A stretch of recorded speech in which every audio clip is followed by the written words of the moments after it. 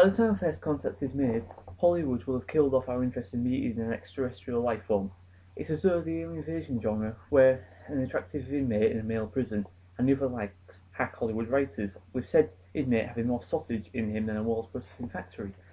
I went to cinemas recently to view Skyline, a movie directed by Bruce Strauss, and when I mean recently, I mean back in November, but let's not be pedantic here, which follows an alien pillaging of planet Earth and was forced to sit through the trailers for Monsters and Battlefield Los Angeles, both of which pick similar scenarios. At this rate, the entirety of our cinema will resemble a man, an elderly xenophobic Virginian farmer. Whilst Skyline stood out to me like a sore from that healthy think convention by featuring aliens with an eldritch air about them and an interesting take on the abduction trope, in reality it only reached up from the murky waters of mediocrity to breach the hull of SS quality cinema and capsize it. Skyline is a mixture of Cloverfield and Independence Day, and obviously the two must be interbreeding as offspring as syndromic mental retardation, a very type that Mark Wahlberg suffers from no less. The film tries to present the invasion and subsequent conquest on a global scale, but the majority of the action is seen from the perspective of survivors trapped in a luxury penthouse suite, giving it a sense of scale comparable to reenacting the Battle of Gettysburg in a war closet. I can appreciate the atmosphere that Bruce Strauss is trying to create, one of isolation and certainty, but it doesn't feel like the battle for humanity, but rather a page of Los Angeles, let's face it, needs to happen. The characters are a mix of Hollywood celebrities and workers, and a couple who are visiting LA whom have a surprise pregnancy and marriage term on storyline tacked on, presumably because writers figured out that a film about the rape of mankind requires characters you actually feel an iota towards. This may be true, but it doesn't actually work in translation, as the emotional depth just comes across as shallow and forced, especially at a time when there are bigger trials ahead. I mean, do we care more about a couple that fail to realise unprotected sex is procreation, therefore a direct gateway to pregnancy, or the enslavement of the race that created my favourite food, Kendall mint cake? Worrying over the fact you've got 10 years enough before you set on an epic journey of survival on a well-plunged into inevitable fluster after Armageddon. The aforementioned couple is one Eileen, played by Scotty Thompson, and Jared Eric Balfour. The latter, interestingly, appearing to only have recently evolved from a caveman by the looks of him, and they're visiting Jared's best friend, Terry, Donald Faison from Scrubs, apparently, who's a major player in LA. Whilst there, we're introduced to Terry's girlfriend, Candice, Brittany Daniel, and his assistant, Denise Crystal Reed, and he sees that an affair between Terry and the latter planted so that he reaps further down the line by Fab Max spoil the action. During the party, we introduce one of Terry's employees, Ray Neil Hopkins, and the hotel's manager, Oliver. And just like the human botfly larvae, Oliver will be resurfacing later in a major role. Skyline opens with the invasion already in process, and introduces the mysterious lights before a flashback shows 15 hours leading up to that moment for about 20 minutes of the movie, all in the name of characterization. What would have worked better would be to have the characters with little to no backstory and have their actions and deeds allow the viewer to determine the type of person that they are. This way it doesn't feel as if being given a sponge cake or to taste it before being forced to research the ingredients for a fucking quarter of an hour. Acting wise, it's pretty standard affair, the acting being passed on enough not to ruin the immersion of the experience, except during certain haphazard moments such as Jared's uttering of a South Park style "My God" during scenes of wanton carnage. It has to be seen to believe.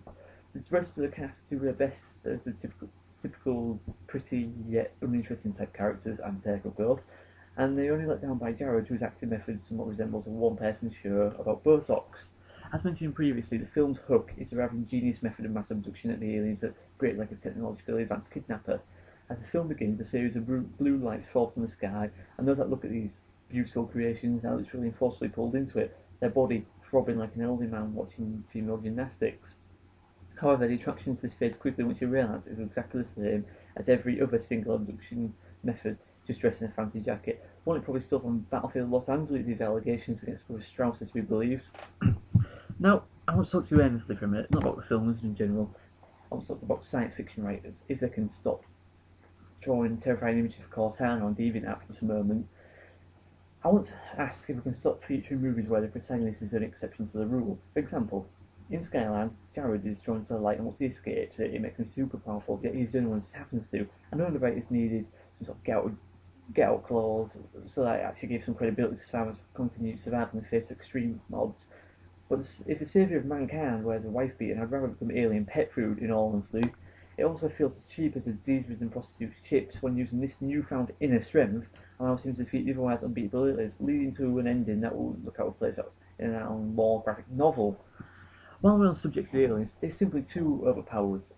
In this genre, an attacking race has to provide a credible threat to humanity, otherwise there would be no point in the experience. However, The race in this movie is nearly impossible to defeat. A nuke destroys an attacking craft, it simply rebuilds. Bullets and bombs are used to attack the hulking Cthulhu-inspired creatures, and they just brush it off like a drawing pin that's to perforate a beastman's flesh. How do writers expect the audience to feel tension when they have an utterly unbeatable force ravaging a castle and completely unlikable characters beyond me? Just like watching a documentary of the Weimar invasion of France. To make increasingly poor decisions, like the Ubisoft frontal cortex of Hunter attempting to ward off an assault by the wolves of Perigord, and of running a grimoire party magic tricks. For example, their plan is to go to nearby docks and park Terry's yacht out to sea, completely disregarding the fact that the invading force would be probing the ocean, then subsequently doing the same to anyone they find in it. I thought it was illogical to believe that any aggressive force that desires to subdue and eradicate the entire human race wouldn't be diligently scouring the ocean for any pockets of human resistance or refugees, especially if said force was technically capable of doing so. It's like playing hide and seek in Professor Diggory Cake's Country Manor, searching through the wardrobe and discovering Narnia, but not bothering to search your elements. It would probably be too cold to make a decent hiding location.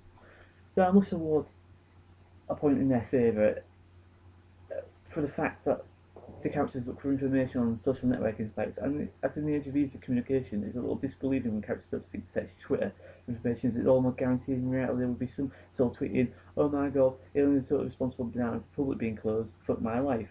So that's one point in the film's favour against the multitude against it. I was put in terms that most of my readers, or viewers in this instance, would sadly understand it is equivalent to a member of Hufflepuff earning a point for a respective house through hard work, but only to lose to some small by using his visibility code to do private espionage in a girl's dormitory.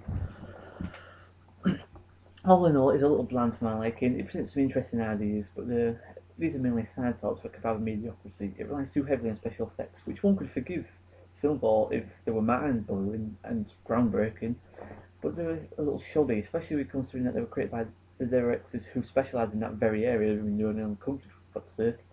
Which you think that's one thing they could do constantly. It's like having a lance person who is a female, because we all know their tiny brains have been able to comprehend the complex rule as the offside rule.